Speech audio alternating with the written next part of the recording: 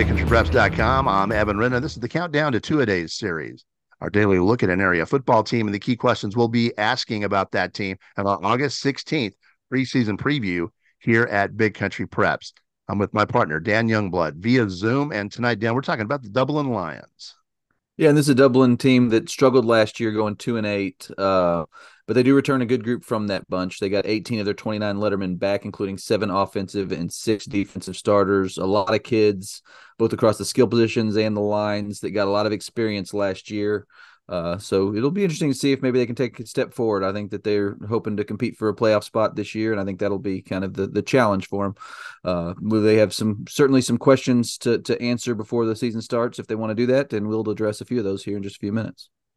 All right. Before we jump into tonight's look at the Dublin Lions, we want to ask you YouTubers to please hit the subscribe button. Hit the subscribe button. And then after that, hit the little bell that will pop up. And that way you'll get notifications from YouTube every time we do a new podcast here at Big Country Preps. It'll make it a very easy way for you to follow along with the Countdown to Two-A-Days series, which will feature one new team each day, counting it all the way down until Two-A-Days arrive on July 31st. All right, and with that, let's go ahead and jump in. Let's talk about this Dublin Lions squad. And the first question that I kind of have about this bunch is just based on the experience gained last year. They had a lot of kids kind of get pushed into situations either by injury or just by graduation, those sorts of things, pushed into some bigger roles than they were accustomed to. I'm wondering just how much maybe they could benefit from that experience and be that much farther ahead this year. One big advantage for them, they'll return 3 of their 5 offensive line starters and be replacing the 2 they lost with kids that got experience that were depth for last year's team. They got a junior quarterback in Caden Gayton who got a lot of playing time last year as a result of injury, and a running back in Cameron Patton who showed a lot of promise. So they do have some weapons. They have a good foundation to build off up front. I'm just interested to see kind of, how much that experience they had last year can benefit them this year and see if maybe it'll help them, take a step forward in competitiveness. My big question for Comanche will be how many defensive stops can they get? They've got 6 defensive starters back from last year, and then 5 holes to fill. And a lot of those, we have a 1-9 JV team coming up. They're going to need help from. So can they find kids that will step up off of this 1-9 JV team to fill the holes and contribute?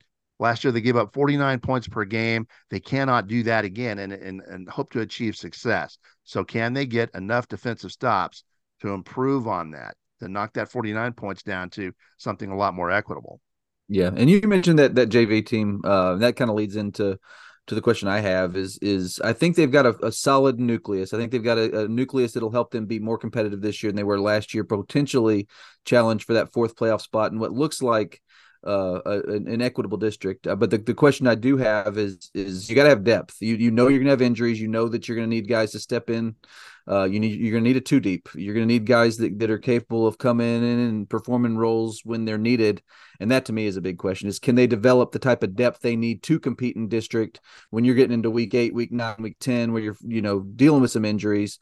Are they still going to be able to put the team on the field that can still go out and get you a district win, an important district win if you're fighting for a playoff spot? So that's a big question for me, is just that depth factor. Let's take a quick look at Dublin's schedule for 2023. They will open with Fort Worth Christian on August 25th.